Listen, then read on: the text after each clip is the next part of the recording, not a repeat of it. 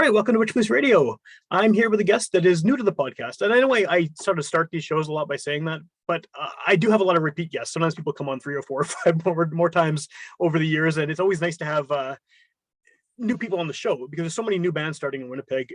It seems like almost every month there's like 5 or 6 new bands starting. And I know this has been around for a little while, but I think the best way to start this off is if you want to just introduce yourself and give a bit of background about the project, and we can go from there.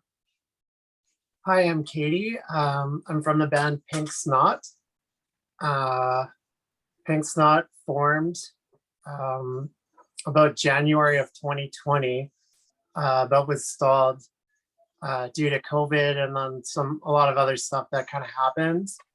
And so I kind of put it on pause because I just started it and kind of got it going back just this last December. And been going full steam since then. I got a full band together now with the project, and some pretty cool shows coming up and whatnot. And yeah. Cool. So I think that when we started talking about the band in the first place, on messages and everything, I wasn't sure whether Pink Snot was just you or whether it was a band. And like you said, you have a band together now. So did this start off as just a project where you were just writing songs on your own? Well, it started off as a 3-piece, and I had a couple of songs kind of together like back in 2020, and then we were scheduled to do a show at the Park Theater, but of course, I mean, that all fell apart when COVID hit. Everyone's lives changed so much of course, since then, and just a lot of things kind of happened between then and the members that were in the original incarnation didn't really come back for the new formation there. Okay. So I kind of started doing some acoustic stuff and just calling it Pink Snot. And then I was like, I really felt like the need to write some punk rock music again. So I just kind of stopped writing acoustic stuff and started writing for Pink Snot and started demoing, and then quickly with a band together. We went through a couple of brief kind of changes, but we found all the right members now for sure. Yeah. Well, it's got to be hard to put together a band during a pandemic too. I mean, I know, we're talking about it as if when it started, that was when all this was happening, but we're still in it. And it's like, I mean, I can't imagine it's hard enough to put together a band, in the regular times, let alone when you can't meet and you can't, get together to rehearse and stuff. So how was that for you to just sort of make this happen in a time when everything's so up in the air? I think it was like, by that time, it was fairly easy because I did have a lot of material already, so people could kind of sample it and see if you liked it or not, and kind of go from there. Or like the demos, like I pretty much, well, not pretty much, like I do everything in the demos. So like I write the bass parts, the rhythm guitar, the lead guitar, back vocals, lead vocals, and then the drums are just kind of computerized because I can't play drums. So like a lot of people showed interest in wanting to join, and we paneled through a couple people and found a really good lineup. So cool. Yeah, it wasn't as hard as I thought it may be. Have you had a chance to perform live with this lineup yet, or is that still coming up? No, our first show is actually the 30th of May, so this month, and it's at the Park Theater. Ironically, so was supposed to be our first show back in 2020, and we're opening up for the Satanic Surfers and No Fun at All. Yeah, that's awesome. That's a crazy lineup. Yeah, and then there's another local band called Stick Around that's opening up as well with us. So that's going to be a really fun show. I'm going to hit the stage running for sure, and we're going to have a blast. That's couldn't ask for a better first show in my opinion. So yeah, well, and that audience is kind of like tailor-made for your stuff too, right? I mean, it seems like people are going to see those two bands are probably going to be into what you're doing. Yeah, it's a pretty good fit. Like our music kind of goes between a lot of different like subgenres of punk, but like we have a lot of skate punk stuff, and very similar writing styles to some of their some of those band songs anyways. So and then we have a second gig coming up, not in Winnipeg though. It's in Scranton, Pennsylvania at Camp Punksylvania. It's a 3-day outdoor festival. Cool. And it's September the 9th, 10th, and the 11th. And the headliners are Get Dead, The Casualties, and Guttermouth. And there's like a bunch of other great bands playing. And yeah, we hopped onto that. We're playing on the Guttermouth night on the 11th on the main stage there. So Cool. that's super exciting. And I think we might be doing an acoustic set at Pride this year as well. But I don't In have Winnipeg? all the details. Yeah. Oh, nice. Winnipeg. So, but yeah, that'll be most likely just me and the lead guitarist just kind of doing acoustic stuff. Cool. But that should be pretty fun. But I don't have the exact time. The date though is the 4th of June. So It's kind of neat that your first couple shows are these huge shows too. I mean, like with these bands that are, you know, fairly like Guttermouth too, like fairly iconic as far as Skatepunk and that stuff. Like, I mean, how did you manage to make that happen? Just just launching this and then suddenly you're playing these big gigs. I I don't really know. I guess like, you know, I've been doing a lot of kind of DIY, like, you know, we have like 29 demos up on our Bandcamp already. I write like nonstop. I've kind of like bottled up a lot of music through my life, you know, like I started playing when I was 13 and writing original songs, and none of the bands I was in I ever really kind of went full tilt with properly, because you know, that time my life was different, and you know, I think just now it's a lot easier for me, and I'm a happier person nowadays. So yeah, it just really flows now. And yeah, in terms of getting the shows, I don't I don't know if it's luck or, you know, if I'm pretty sure the people that are putting on that festival like Pink Snot, so that Cool. I guess that's a bonus. So what do you think? One of the things that always interests me about the type of stuff you're playing too is that, like, you know, I remember all those bands in the 90s. I love them all. I still listen to a lot of them. And it seems like there's like this, they've never really aged badly somehow, but for the most part, like that's 90s skate punk sound is still, it still exists. It never really changed much and it's still super popular. What do you think it is that makes it still kind of relevant? Because it seems like it should have been so stuck in an era, but it hasn't. It's like lasted for all these years and decades. well, I think with kind of like skate punk, like that's like, I'd say skate punk's maybe a third or maybe a little bit less of our sound, but okay. Skate punk, like in general, you know, I think it kind of really got going like with RKL and you know, like Propaganda when they first started anyways. I mean, first record. I wouldn't really call them skate punk anymore, but I think they're better now anyways. They're way better. they've always been a great band. But you know, that genre kind of like started in California, and then you have you know, Propaganda just like coming out of Winnipeg, and I think a lot of bands were like, holy crap, who are these guys? But relevancy is it's kind of weird. Like it kind of like, you know, it dipped off for sure, like in the late 90s, like when pop punk was getting big again, like in its whatever, I guess second wave of popularity there. A lot of the bands that were playing skate punk were either, you know, just like breaking up or changing their style. A lot of them, you know, like or rather than changing the style, just evolved, I guess. Yeah. But there's always been like bands that have been playing that style, and even like I found with a lot of the, well, I guess it's not newer kind of pop punk now, but like, you know, I guess about like 8 years or 10 years ago, like, you know, like Knuckle Puck and and all those kind of bands.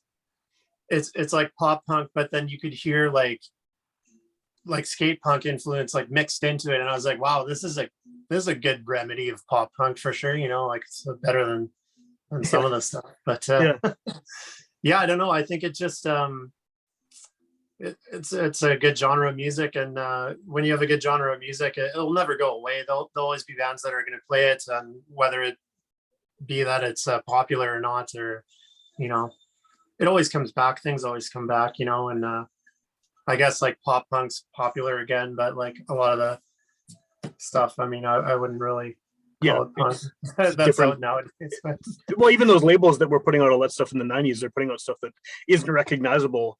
I mean, like Epitaph's releasing stuff that I would never have considered that they would include in their label back when I was really into that stuff. Yeah, I guess it but changes. that really kind of went away from skate punk. I mean, they still have some like, they got like some hardcore bands and stuff, but not as many as it used to just be specifically skate punk back in the 90s there. But yeah. I guess like maybe what I was just like going at too with that question is the thing that interests me about it is that like it seems like a lot of punk from the 90s, especially, just to stick with that era, the subject matter is very not all of it obviously, but there's a lot of stuff that's just goofy, right? And I mean, it almost seems like that stuff would have died out, but it doesn't. That stuff is continuing on too. And not to say that all your songs are goofy or anything, but your band's named Pink Snot, right? And so you have a name that kind of fits with that mold, and it's still something that makes sense in 2022, which is cool. Yeah. Yeah, I mean, like it's it's a funny name for sure. But I'm sticking with it, I guess. So it's a good name. It works. You remember it anyway, right? Yeah, exactly. Where do you think that this band, I know you haven't played shows locally, but you have this lineup that's set now, and you're going to be doing that very soon, but where do you think that you fit in within Winnipeg's sort of larger music scene? Because I mean, it seems like it goes through phases where, when I was first going to shows as a teenager in like the mid 90s, you go to show and there'd be like a ska band and a punk band and a hardcore band and a folk singer, and everything was all jumbled into one. And then a little bit after that, it sort of seemed like there was hardcore bands, and they were only the hardcore scene, and only the skate punk scene, and only the pop punk scene. Like, do you sort of have an idea of where you fit in, or where you will fit in sort of within Winnipeg, as far as playing live shows and similar minded bands, or bands that you like that you feel would be a good fit? Yeah, like we probably wouldn't play with a jazz band or something, but I think we're pretty like all over the map. Like, we even have we have one ska punk song, but like we have a lot of pop punk stuff, or like I don't like to use that term a lot, but like some power pop kind of stuff. And there's even a couple of songs that have a bit of hardcore. But yeah, I always didn't like that, how it was kind of like pigeonholed to like one genre at a show. Like, it's good, like, if you're going, like, you're like, oh, I'm going to watch Good Riddance, and like you find another like skate punk or whatever speed punk band that's opening for them, like that's cool. But it's like, I don't know, I always found like, if it's just kind of like one subgenre of music, it's not really necessary in my opinion, like so like in terms of like where we fit in, like I have no idea. Like we'd be happy to play with lots of different bands. So. Well, that's probably the right attitude to have, I think, is that you just play with anyone rather than just being, no, we only have to play with, this style of punk and this subgenre. And then, yeah, I mean, like I would even play with a jazz band, like if they were down, but like, I mean, probably wouldn't go over well. Interesting. When we came on, right? Yeah. It'd be an interesting audience for sure. Well, and this is a terrible segue, but speaking of audiences, I mean, like you said, you have all these songs, all these demos on Bandcamp, and you've been doing this for a while. Whether it's you have the band now, you have the stuff you did on your own. What's the reception been to these songs? I mean, people have heard them by now, and for the past year and a bit or more even. So what's the kind of overall feeling you're getting from people, whether you know them or not, who have found you online and listened to you?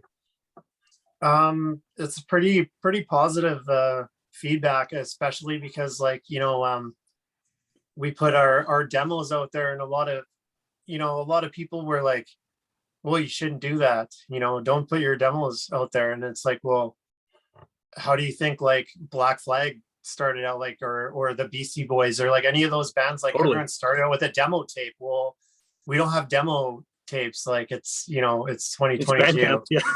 Yeah. So like, our demos are up online. Like, I'd like to put out a cassette tape and whatever, but I mean, yeah, it is what it is. And like, the reception's been great and surprising. I just kind of started it as a passion, and like it seemed to grow quite a bit fast there. Like so that's a good sign, I guess. Totally. Yeah. I'm happy. I'm happy that other people can enjoy the music. That's what it's all about, right? So I'm a giant music nerd, so yeah. I can relate for sure. Do you have plans at this point to actually put out, a formal album or EP or anything in the near future? Yeah, we do actually. We should be recording our full length debut album this summer. Cool. So that's just kind of in the works right now there. So I don't have an exact date, but we did all of our work that we needed to do in terms of like grant applications and whatnot, and hopefully that works out. If not, we'll self-fund something anyways. But it'd be really great to hopefully get a 15 or 16 song album. I know a lot of bands don't do that anymore, but I remember like when I bought an album, I'd be like, oh yeah, there's like 16 songs on the awesome, or like even like Rancid, you buy like a Rancid album back in the day and there'd be like 21 or 23, 24 songs. Yeah. So we're not going to put that many, but I think 16 is like 14 would be, I'd be like, oh, I wish it was 16, but like 14 would be the lowest number for me. Yeah. And like I said, I mean, we have like literally 29 demos, and I have like a basket of other songs like ready to go. So I've got a lot of material, but I definitely want to make sure that it's like a completely solid album. So like I'm not just going to put anything out. As I'm kind of ironically saying that because I put everything that I recorded out. Yeah. But once we have an album, those will probably be taken off Bandcamp. So maybe it'll be like a collector's items. No, I'm just kidding. Are you one of the type of people who really like just is constantly creating stuff? Because you have all these demos, and it sounds like you've just been, well, I've seen through the pandemic, you've just been releasing stuff, these demos almost constantly. Do you just have like a never-ending sort of backlog of songs coming to you that you're writing and recording? Yeah. Whenever something comes to me, like sometimes I'll be at work and I'll get a melody in my head, and I'll kind of just like wait till I go on break, and I'll just kind of keep like whistling it to myself or whatever. I'll go on break and I'll like whistle it into my phone, and maybe like write out some lyrics, and then boom, like right when I get home, I'm like, okay, and I'll sit down and I'll hash it out with the guitar. So sometimes it's like I start with the chorus and then I write the rest, and the lyrics I usually kind of write hand in hand with, which I never used to do. I used to like write music and then I'd be like, oh, lyrics, but I love writing lyrics now. So cool. But is it a really fast process too? Like, it sounds like it's fairly quick from just whistling into the phone and then sitting down and making it do a full song. Yeah, it's very natural for me to write, so which is a gift and a curse, I guess. Yeah. too much material, or I don't know, but I guess it's never a bad thing to have too much, right? So yeah, it's a good problem to have for sure. Yeah, it'd just be like hopefully we have the right panel of people that are going to be like, no, you really need to use these songs, because like that's the only fear I have is like, yeah, okay, if we've picked all the songs and the best one gets left off or something. Yeah. Right? Well, they just have to release another album immediately afterwards, I guess, right? Yeah, it's all subjective, right? So I mean, I would like to have a panel of people that aren't even involved and like get some outside opinions too. That'd be great. Do you like, I mean, I know you just mentioned that you didn't used to be able to write lyrics as easily or as naturally, I guess, as you do now. Oh no, it was like pulling teeth. Yeah. What because I think that's one of the for some people obviously it's easy, but I think in general a lot of people struggle with that, with trying to, they can come up with the melody no problem, and then it's just like, oh shit, how do I make this into an actual song? What I guess what works for you to do that? Like, what, obviously something is kind of, you have an inspiration clearly to write this stuff and to get these lyrics out and get these songs out in like kind of en masse, right? So do you have did you change anything about the way you write, or about the way you sort of approach songwriting? Uh, yeah, I definitely have, but like I guess I was away from it for a while, so like Okay. I wouldn't even be able to tell. But I mean, like I'm definitely a different well, I'm not a different person, but sort of. So um yeah, I think it's just being being yourself and being happy and more comfortable, and it just kind of comes out like way better. And whereas it used to kind of seem forced to Yeah. write the lyrics, that's not a good thing, because like you probably won't have a good end product that way. Yeah, if you're feeling that, the listener might pick up on that too, right? They might pick up on the fact that this isn't sort of a genuine sort of emotion or whatever, right? Rather than something that just comes out and just is right there. Yeah. Yeah, that's I was wondering about that, because some people I know struggle, like, and they'll just sit there with a notepad for weeks, to finish an entire one song, and they finally get it, and then they throw it all out and do it again. And other people just sit there and it just kind of flows out like a fountain. So I guess it's I don't think there's a right way to do it, right? It's just whatever works at the time. Yeah, exactly. Everyone's different. So sometimes even I'll have like lines of lyrics in my head. So I start with those and then build Yeah. with it at the same time. So Are there I mean, again, I don't want to stereotype pop punk or skate punk or any of these subgenres, because subgenres are lame anyway. But like punk rock has kind of a duality where there's, I don't want to use goofy again, but there's really kind of like tongue in cheek, sarcastic, funny, sort of, there's a comic edge to it, and then there's the uber serious, like, very kind of heavy handed, political, really more thoughtful punk rock, I guess, right? There's kind of a mix between the two of them, and a lot of bands kind of walk the line between both sides of things.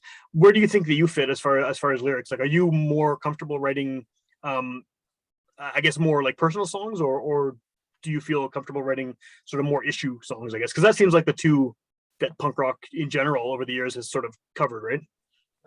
we're pretty much just middle of the road there. Yeah, Yeah, kind of a bit of both, or like even in a serious song, I'll write some pretty quirky yeah, lyrics at spots, and it's just to like lighten it up a bit, because it's like I don't want to be all like doom and gloom. So, yeah, yeah, yeah, for sure. So what's I mean, at this point, when we're recording this, like you said, you're going to be recording a full length soon-ish. What's the best way to find you now if someone is hearing about your band for the first time on the show and they want to check out, I mean, right now the demos, but because it's a podcast, they could hear it a year from now and you could have a bunch of stuff out by then. What's the best way to find the band online and listen to what's out there? so there is the Bandcamp, Pink Snot on Bandcamp, where the only Pink Snot around. Even if you look up the name, the only thing with that is you might find a Say Anything song called Pink Snot. That's not Okay. us though, but Okay.